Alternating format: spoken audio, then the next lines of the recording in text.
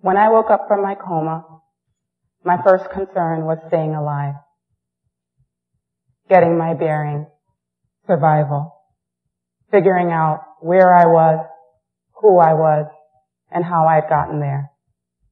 I looked for the detail. I distinctly remember looking up at the clock. Military time. No indication of the day, no indication of the year, no indication of the location. The room was so unfamiliar. I looked to my brother's face. He has a way of keeping his feelings invisible, but I can usually read him. That didn't help. I saw the faces of my near and dear family and friends, and they all had the same look on their faces. Void of emotion, but full of determination. I looked to the nurse's uniform, and there was a small label that said Grey's Anatomy. I might as well have been on TV. I could have been anywhere. I just entered a scene. But this was not TV. At this moment, I wasn't aware that I wasn't breathing on my own, that the tubes winding in and out of me were keeping me alive. What I was aware of was that I was in a life and death process, that I could die. I was somewhere in between and not yet stable in this dimension. I was then sucked back in. That's the only way that I can describe it. It's in some ways so intangible. It's like when I dream, but deeper. I was ushered from this presence, this consciousness, and then a PowerPoint presentation started to play. The first slide read archangels. And I thought, archangels communicating with me? And the following slides were filled with destruction and turmoil that left me cringing with sadness. But the most important slide for me was the last slide. That was actually a concept that I became a part of. I was now in a small tugboat in a dark, deep sea. My inability to see went on for miles. And then I looked in front of me, and there was this angel guiding my boat, glistened by something like a moonlight. And all I could do was just be. That experience remains etched in my mind. The stillness of it all. That soul reference was a reference for me for permanent fulfillment and peace that I felt in the depth of my soul. I was now back in the hospital room with the bright lights, flat on my back in my hospital bed, and now in a full-on panic. That kind of peace I only knew to be a death kind of peace. And then the angels and my family and friends surrounding me in a horseshoe. I wasn't ready for that. And so I started screaming the loudest internal scream of my life. I'm not ready to die. I'm not ready to die. God, do you hear me? I'm not ready to die. And I thought, okay, I have to be more convincing. I need to be more convincing. And so I started looking at everyone's eyes. And I was like, there's so much more love we have to exchange. And then I thought, okay, I need to be more convincing. And I thought, I still want to procreate in love. I hadn't had a child yet. And I still had more growing of my soul to do. And I still had more service to perform on earth. And I prayed, and I prayed. And I thought, okay, if I'm going to die, I need to see my mother and my sister. So earlier in that day, my brother had given me a pad to write on. And when I tried to write on it, it had come out as scribble. See, I could think clearly, but the translation from my thoughts to the paper wasn't happening. And so during the day, I told myself the next time that I write, I would practice to make every line work and every curve work so that I could communicate. It was the only way that anyone could communicate with me. And so I wrote to my brother, where is my mother? He then ran out of the room, and I overheard him talking to her with a frustrated tone in his voice. Come now. She's here. Come now. And when he said that, I knew that whatever had happened to me had been long and difficult.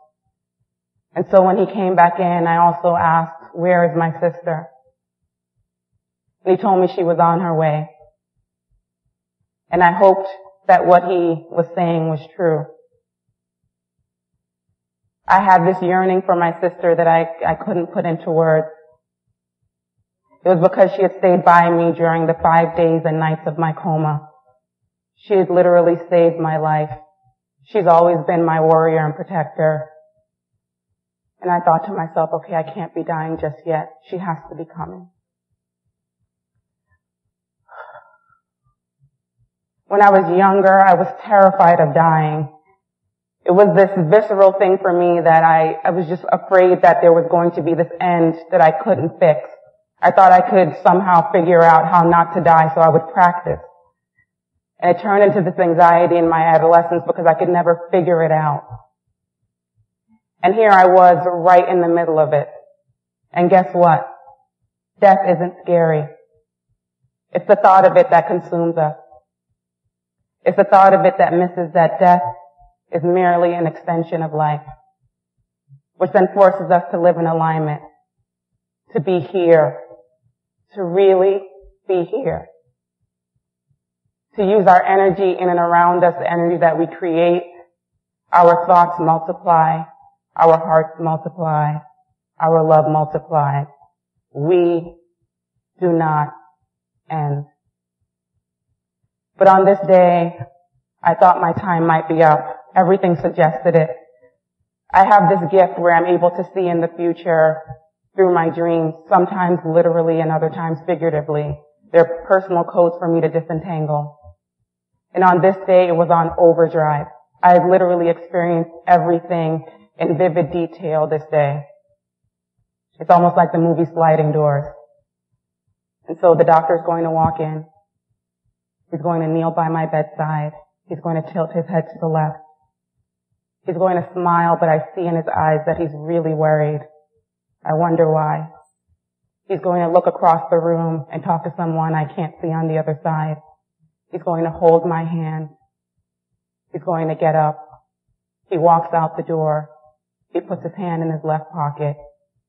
And then I turn to the right and I see 4 bottles of my favorite water, Mountain Valley Spring. And I thought to myself, how does that get in this room? We're in a hospital. And I wondered all day, are my visions really true? And then my cousin walked in hours later and opened her bag and placed the 4 bottles of water right there on the table. Thank you. That was the first day I woke up from my coma, arguably the most difficult day of my life. I was diagnosed with cavernous sinus thrombosis. I developed a clot in my left eye, behind my left eye, that turned into an explosion that I didn't recognize. I was in a coma for 5 days and recovered over months. And at the end of my recovery, the doctors still had no clue why this had happened. But I knew. I was stressed. I was knee-deep in making it happen. I had just started my company, Seppi Style, and led the pain of trying to start something from nothing lead me to stress and a deficit mentality. Seppi is old Latin for I've come to know, I've taken control of, I've seized. I built this company with a passion for allowing people to connect with their style, for empowering them through technology. And I get to, on a daily basis, help people to take back power that they give away. And here I was giving it away to fear. When I got home, I prayed for 2 things. I prayed for full and complete healing. And I prayed that I would understand why this had happened to me. The first answer came that night in a dream. I was in a classroom, and when I looked to the board, I saw that my name was in the middle. I was mediocre at something that I was supposed to be great at.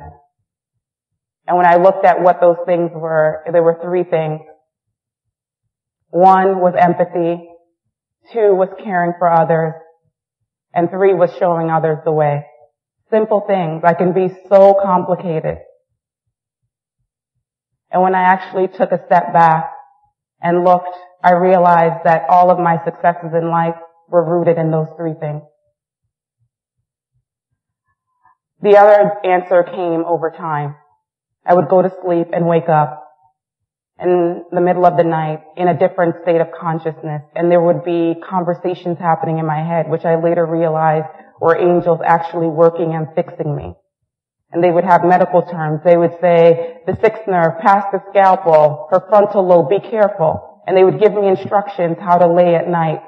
And so when I woke up in the morning, it was so harrying being in these different realities at different times. And so for some mornings, I would literally lay on my right side for an hour, scared that I might be interrupting the healing process. And on the last day that they visited me, they came and they started to clap. Congratulations, congratulations, you're healed. And they kept saying it over and over. And I realized they wanted me to remember it when I woke up. And so I ran to the bathroom. And when I got to the bathroom and I looked at my eye, it wasn't healed. And I did that every morning for months. Even though I knew that I was already healed. I just wasn't healed physically. Second guessing our root knowledge saps our energy. As human beings, we have a vast amount of resources available to us beyond the veil of fear, beyond the veil of distrust, beyond the veil of disbelief. If we take heed to the resources that are given to us and use them wisely. Against conventional wisdom, we all know why we are here, even if for things that we don't want to admit or things that we are afraid of. And so I ask you to remember those things, to hold fast to your dreams, because our wildest dreams lead to our truest reality. So be still in your boat, hold on to your dreams, and you'll be on your way to that permanent fulfillment and peace that I felt in the boat. And I pray that we all feel in our boats collectively. And the last thing I just want you to remember is that we do not end. Thank you.